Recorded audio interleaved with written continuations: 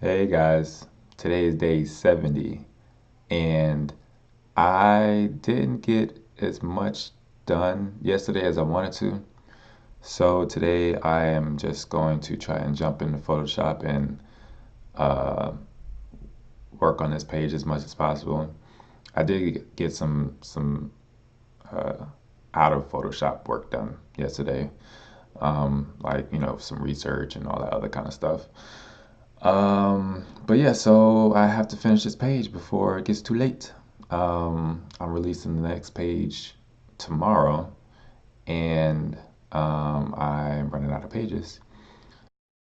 But I'm just, I mean, even though like the deadline is like getting closer and closer, I'm still kind of excited that like I have a project that people are liking. Like me putting myself uh, this close to a deadline, like that I gave myself.